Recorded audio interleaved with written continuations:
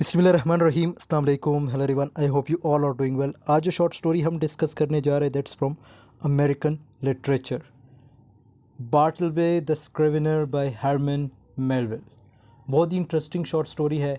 इस short story में हम हरमन मेलविल की short biography, title, significance, setting, characters, summary, themes और सिंबलिज्म को डिस्कस करेंगे। सो टाइम वेस्ट के बगैर let's get started. Herman Melville, जिसकी डेट ऑफ बर्थ 1819 और 1891 में फिर इसकी डेथ हुई, ये एक अमेरिकन ऑथर, पोइट और लेक्चरर थे। Best known for his novels Moby Dick and Billy Budd. ये इसके दो इम्पॉर्टेंट नॉवेल्स हैं। He was born in New York city to a wealthy family, और ये एक वेल्थी फैमिली से इसका तल्लुक था। But his father's business ventures failed and the family fell into financial hardship. लेकिन बिज़नेस में कुछ नुकसान की वजह से फिर उन्होंने भी फाइनेंशियल हार्डशिप का सामना किया।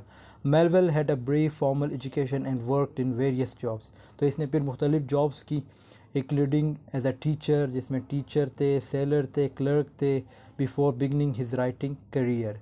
अपने राइटिंग करियर से पहले ये टीचर भी रह चुके थे, सेलर भी थे और क्लर्क भी थे। Melville's early works were popular adventure stories based on his experiences at sea, including Type and Omo। तो ये इसके important adventures जो है like stories हैं। However, his later works were more complex and philosophical, exploring themes such as the nature of good and evil। और इसके जो works है उसमें आपको जो थीम्स देखने को मिलेंगे वो गुड और एविल की, the limits of human knowledge and the struggles of individual against society. तो ये इसके इंपॉर्टेंट थीम्स है जो इसके डिफरेंट वर्क्स में आपको देखने को मिलेंगे। His most famous novel Moby Dick is a masterpiece of American literature. इसको भी बहुत इंपॉर्टेंट वर्क जो है कंसिडर किया जाता है। Telling the story of obsessive captain Ahab's quest for revenge against the elusive white whale. तो ये उसके बारे में एक शॉर्ट एक्सप्लेनेशन है जो वेल से रिलेटेड है। Despite his literary achievements, Melville struggled to earn a living from his writing, and he spent much of his later life in obscurity. He also suffered personal tragedy, including the death of two of his sons and the illness and death of his wife। तो इसने बहुत से जो tragedies है उसका भी सामना किया, जिसमें इसके दो बेटे थे, उनकी डेथ हुई, और इस तरह इसकी जो वाइफ थी वो बीमार थी, फिर उसकी भी डेथ हो गई।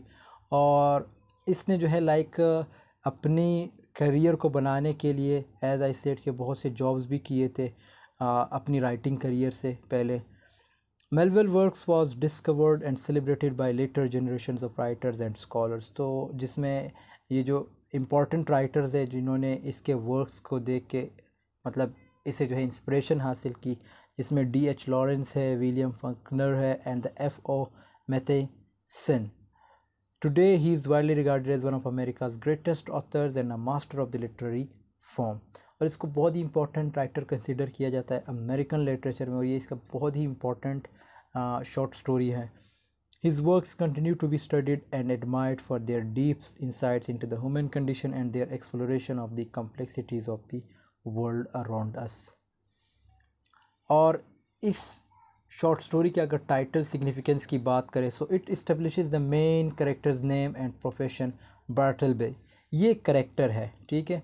बार्टलबे ये करेक्टर है और ये एक स्क्रेविनर है। अब स्क्रेविनर का मतलब समझते हैं। स्क्रेविनर खैर आगे भी मेंशन है।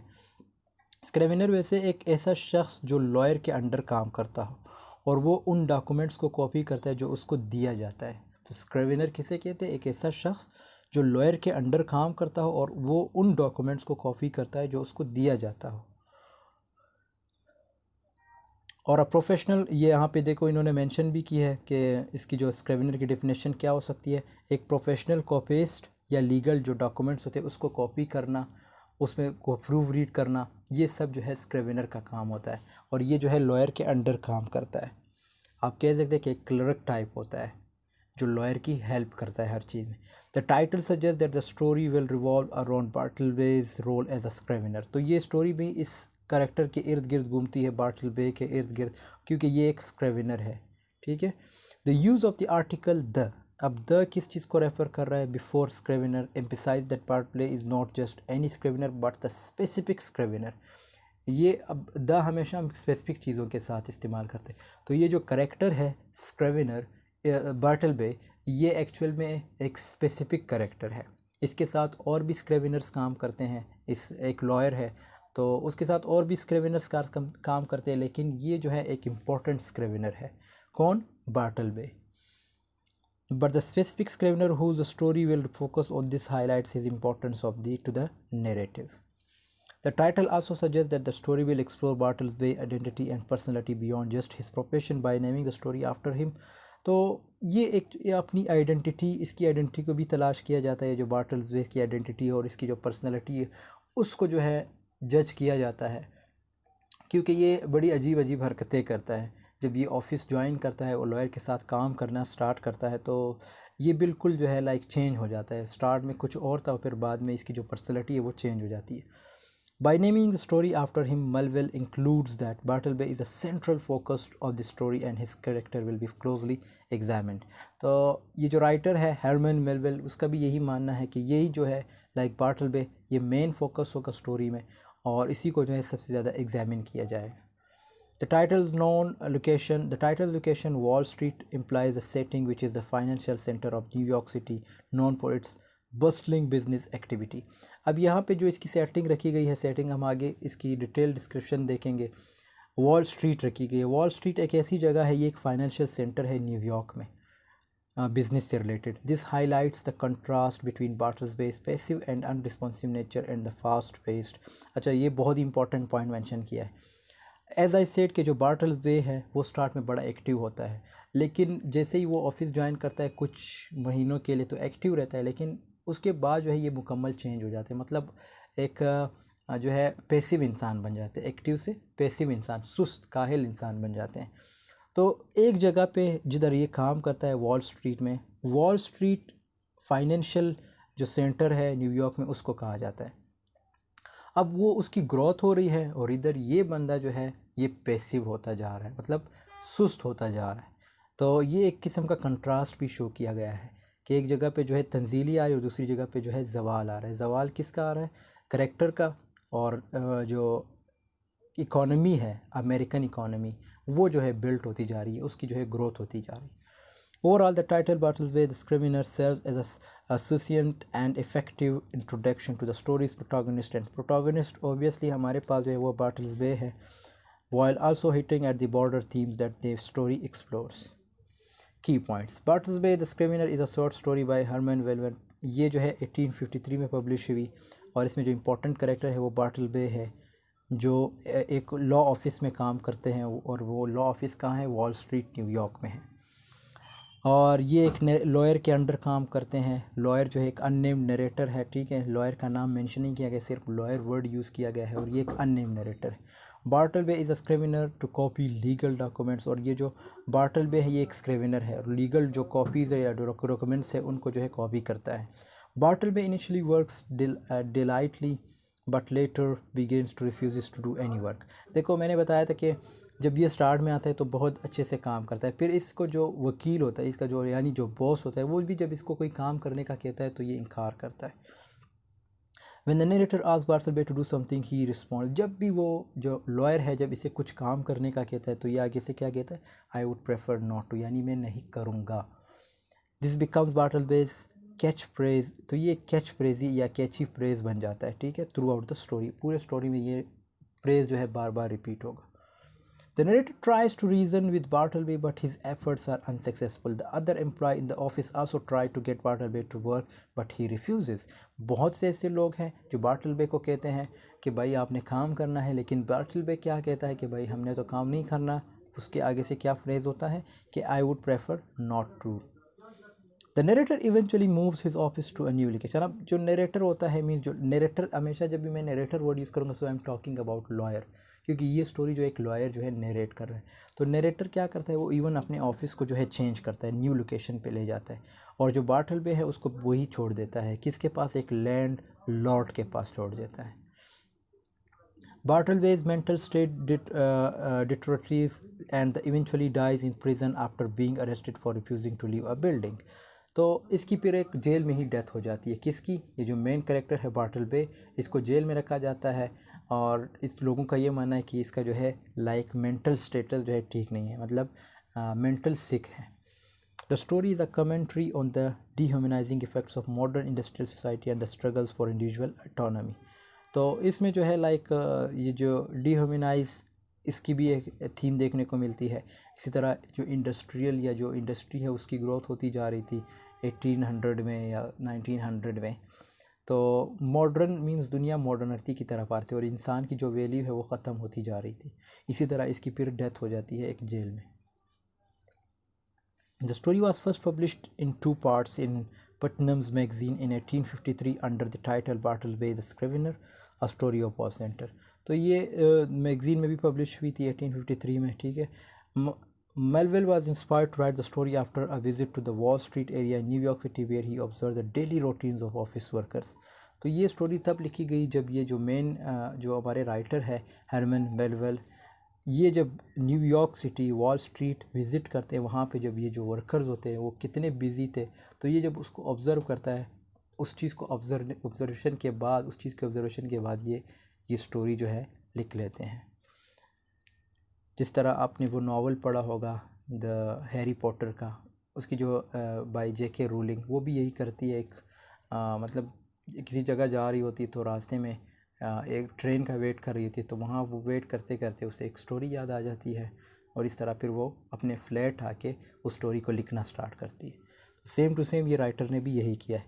The story is written in first person, इस जो है फर्स्ट पर्सन नरेशन का यूज़ हुआ है, ठीक है।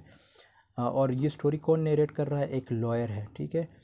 Who hires Bartleby to work as a scrivener, जो बार्टलबी को जो है हायर करता है, उसको जॉब पे रखता है एज अ स्क्रिवेनर। स्क्रिवेनर का मतलब मैंने बता दिया कि एक ऐसा शख्स जो है लॉयर के अंडर काम करता हो और वो उन डॉक्यूमेंट्स को कॉपी करता है जो उसको दिया जाता है। The character of Bartleby is known for his catchphrase. अब ये जो है एक वर्ड, एक जो प्रेज है वो यूज़ करता है, I would prefer not to, which he uses when asked to do anything. जब भी इसे कोई काम करने को कहा जाता है तो ये आगे से क्या कहते हैं कि I would prefer not to. The story has been interpreted in many different ways, with some saying it as a critique of capitalism and the dehumanizing effects of modern industrial society, while centers it as a study of mental illness and the struggle for individual autonomy। तो इसको different, अब जब भी कुछ लिखा जाता है तो उसको डिफरेंट वे में भी नरेट किया जाता है। जिस तरह इस स्टोरी को जो है डिफरेंट वे में नरेट किया गया है। कुछ लोग कहते हैं कि ये कैपिटलिज्म की जो है एक मिसाल है, मीन्स जहाँ पे जो अमीर तबका है वो गरीब तबके को यूज़ करता है, उसको उससे ज़्यादा काम लिया जाता है। इसी तरह कुछ लोगों का ये मानना है कि ये मॉडर्नाइजेशन के भी इफ़ेक्ट्स है, जिसमें इंसान की जो है वैल्यू ख़त्म होती जा रही है। और कुछ का ये मानना है कि नहीं भाई, ये तो जो करेक्टर है बार्टलबे, वो मेंटल इलनेस की वजह से जो है मतलब उसके साथ जो है वो अपनी स्ट्रगल कर रहा है। Bartleby the scrivener is considered one of the Melville's most famous work of short fiction. तो ये एक शॉर्ट फिक्शन में आता है and it continues to be studied and analyse by scholars and readers today. तो इसको डिफरेंट वे में analyse किया जाता है, जो रीडर्स होते हैं या जो स्कॉलर्स होते हैं। Bartleby stops working all together and starts living in the law office, refusing to leave even when the office is closed. अब आप अंदाज़ा लगा सकते हैं कि जब इसका जो लॉयर होता है, यानी इसका जो बॉस होता है बार्टलबे का, वो जब वो ऑफ़िस छोड़ भी देते हैं तब भी ये इसका यही मानना होता है कि भाई मैंने तो इधर ही रहना है, इसी ऑफ़िस में रहना है। इवन जो लॉयर है वो अपने ऑफ़िस को चेंज कर लेता है, तो ये तब भी वहाँ उसी ऑफ़िस में रहता है। इसकी अगर सेटिंग की बात करें, the setting of Bartleby the scrivener is primarily a law office on Wall Street in New York city during the mid 19th century. और इसकी जो सेटिंग रखी गई है वो 19th सेंचुरी वॉल स्ट्रीट में रखी गई है, ठीक है। लॉ ऑफिस जो है वहाँ पे होते हैं, लॉ ऑफिस जो है एक सेटिंग है, और वॉल स्ट्रीट एक ऐसी जगह जहाँ पे ये जो अमेरिकन इकोनॉमी है उसकी जो बात होती है। और ये वॉल स्ट्रीट जो है कहाँ पे मौजूद है, न्यूयॉर्क सिटी में है। Wall street was and still is the financial, एक फाइनेंशियल सेंटर है। एज आई सेड कि जो वॉल स्ट्रीट है ये क्या है, एक फाइनेंशियल सेंटर है न्यूयॉर्क सिटी में। एंड इज़ नोन फॉर इस बस्टलिंग बिजनेस एक्टिविटी, और ये अपने बिजनेस एक्टिविटीज़ की वजह से जो है फेमस है। The law office described as being a lofty brick wall black by age and everlasting shade. तो इसकी ये जो है लाइक एक किस्म की जो अपेरेंस है वो बताई गई है कि इस जो ये क्या कहते हैं वॉल सेंटर है, सॉरी जो वॉल स्ट्रीट है उसके जो दीवार वगैरह या जो उनके जो आसपास जो चीज़ें उसके बारे में बताया गया। With a dim and dusty lawyer's office, तो इसमें जो लॉयर्स ऑफिस है वो उनके भी एक जो उनके शेप है उनके बारे में बताया गया है। On the ground floor the the office is located in a building with other offices and business. अब ये पूरे उस ऑफिस का जो है नक्शा खींचा गया है कि उस ऑफिस में जो है क्या क्या है और उस ऑफिस के करीब कौन कौन से बिजनेस सेंटर्स है या कौन कौन से ऑफिसेज हैं। And the street outside is described as being crowded and noisy. और वहाँ पे जो लोग ओबियसली एक फाइनेंशियल सेंटर है तो रश भी होता है वहाँ पे और एक किस्म का शोर भी होता है। Melville's description of the law office is important in conveying the contrast between the statelily and rigid environment of the office and the chaotic and noisy atmosphere of Wall Street। तो फिर ये जो है जो वॉल सेंटर है उसके बारे में अगेन बताया गया है कि किस तरह वहाँ पे जो है जो लॉ के ऑफिस है वहाँ पे भी एक किस्म का शोर है, किस्म का क्राउड है। नॉइजी मींस एक किस्म का शोर है। द जक्सटापोजिशन हाईलाइट्स, ये एक किस्म का जो है हमारे पास लिटरेरी डिवाइस है। Highlight the story themes of individual autonomy and the dehumanising effects of modern industrial society. तो ये इसके कुछ थीम्स बताए गए हैं जिसमें इंडिविजुअल ऑटोनॉमी, खुद मुख्तारी को कहा गया और इसी तरह dehumanising effects of modern industrial society. As I am mentioning again and again कि जो मॉडर्निटी है या जो मॉडर्न वर्ल्ड है उसमें जो इंसान की जो कदर है वो ख़त्म होती जा रही है।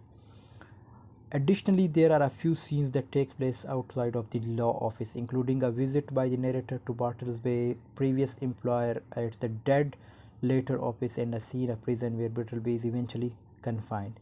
अब ये उस जगह के बारे में बताया गया है, मतलब उस जो नरेटर है, सॉरी जो प्रोटोगनिस्ट है बार्टलवे, उसके बारे में बताया गया है कि उसकी फिर डेथ होती है। कहाँ होती है? जेल में होती है। और क्यों होती है? बुक की वजह से होती है। These locations also contribute to the overall setting of the story and provide additional context for the narrative। तो उस जेल का भी एक किस्म का सेटिंग रखा गया है और इस तरह इससे जो है सेटिंग में मज़ीद इजाफा होता है।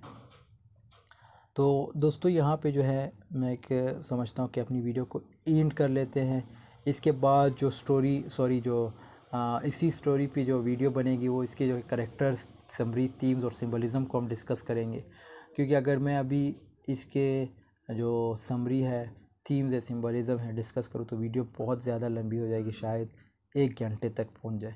तो नेक्स्ट वीडियो में फिर हम इसके करैक्टर्स, समरी, थीम्स और सिंबलिज़म को डिस्कस करेंगे। मिलते हैं नेक्स्ट वीडियो में, तब तक के लिए अल्लाह हाफ़िज़, टेक केयर ऑफ़ योरसेल्फ।